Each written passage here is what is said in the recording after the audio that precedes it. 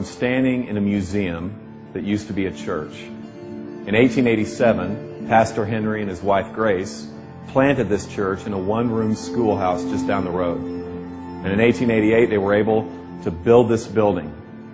And they passed on their love for this community because of the gospel to a generation. And things were going really well. But 2 generations after this church was planted, it died. And you can see the pictures behind me of the faithful members of this congregation. And many of them lie in the graveyard behind the church. This church had a man crisis. It was men who made this church come alive, and it's probably men who caused this church to die. In churches, when men stop investing in younger men stop caring. That's probably what happened to this church.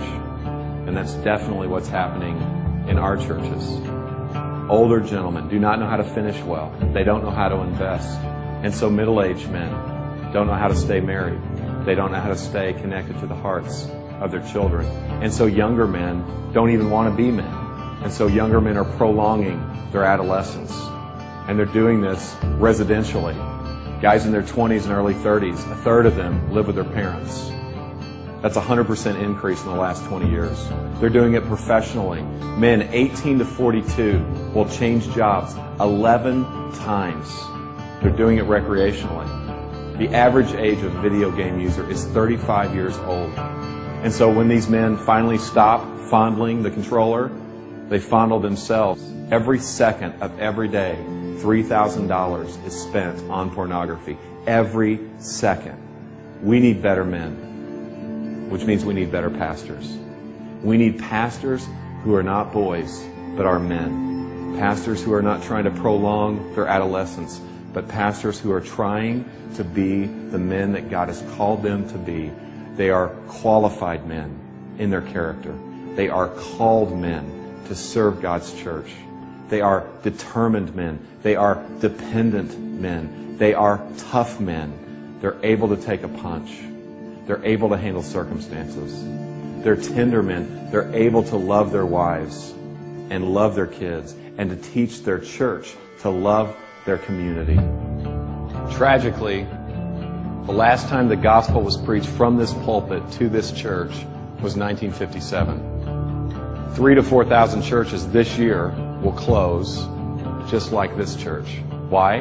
Because the story and the glory of the church becomes bigger than the story and glory of God.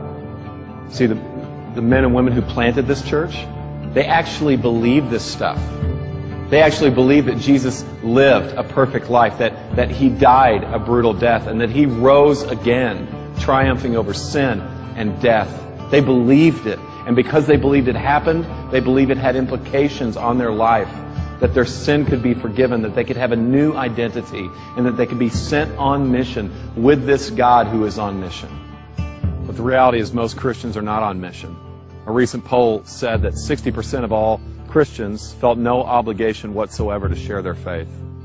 Now, the temptation for us pastors is to beat the sheep with a stat like that in our sermons. But here's the reality, guys. They're simply imitating and following our example. We need a glimpse of the God who is on mission. My friend Dave was meeting with a consultant who asked him this question. Dave, why do I have a bigger dream for your church and your city than you do? And I don't know about you, but I don't want anyone to have a bigger dream for my church and my city than me. And I don't want to build a museum. I want to be a part of a movement.